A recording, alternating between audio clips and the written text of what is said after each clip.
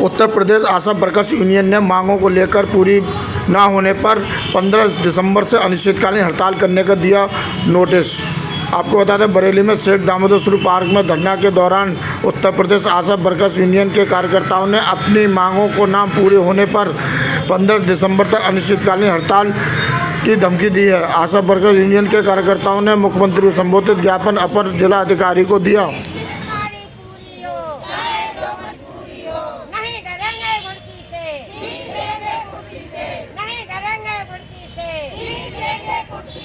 अभी तो ये अंगड़ाई है, आगे और लड़ाई है। अभी तो ये अंगड़ाई है, आगे और लड़ाई। क्या नाम है आपका? मेरा नाम मंजू पटेल, आशा संगठन के मंडल अध्यक्ष। क्या मामला है? मामला ये है, हम लोगों को जो भी पैसा मिलती है, हम लोगों को कोई भी पैसा समय से नहीं दी जा रही। 3 माह हो गए, कोई भी पैसा हम लोगों को, कोई आशा या संघ ने किसी के खाते में कोई भी पैसा नहीं दिया।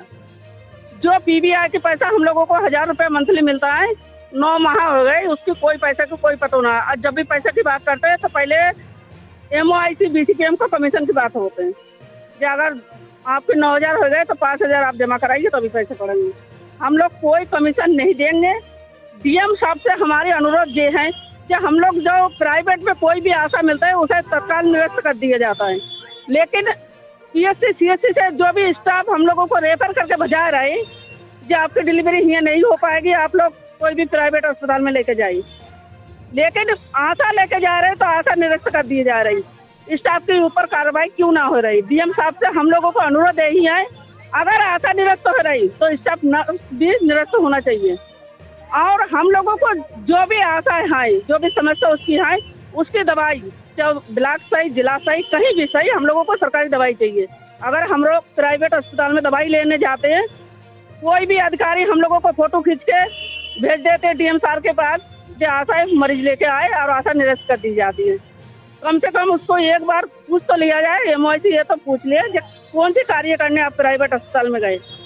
जैसे कि बहेड़ी की हमारे मनोरमा बहन है, वो अपनी बेटी को लेकर दवाई दिलाने के लिए लेके गई थी, लेकिन उसको तत्काल फोटो खींच कर उसे निरस्त कर दी गई।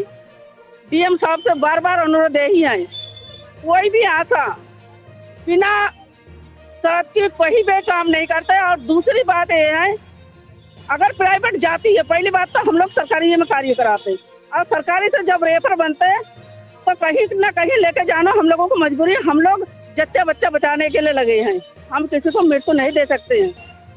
दूसरी बात हमारी ये है, सरकार हम लोगों को एक मुश्त वेतन दे, राज्य कर्मचारी का दर्जा दे, 21,000 रुपये वेतन करे।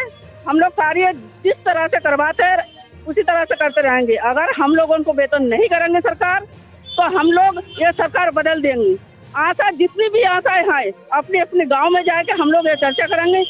आशा केवल कार्य करने के लिए नहीं है, अरे कार्य के बदले में हमारे समान काम समान वेतन चाहिए। अगर सरकार वेतन नहीं दे सकते, एक ना सभी आशा को निरस्त करे। धन्यवाद। मेरा नाम शिवती साहू, जिलाध्यक्ष जिला बरेली से। हमारी मांगे ये हैं, बाकी तो हमारी मंजू पटेल दीदी ने बता दिया मंडल अध्यक्ष से। हमारी मांगे हैं, 45वें श्रम सम्मेलन में जो पारित किया गया था हमारी आशाओं का, gratuity fund, bonus, PF, APF, सारी चीजें जो मान्यता दी गई है वो हमारा होना चाहिए। सरकार से हमारी यही गुजारिश है। और हमारा न्यूनतम वेतन होना चाहिए, 21,000 वेतन दिया जाए। हम लोगों का कार्यों को देखते हुए कोई हमारा वेतन नहीं है।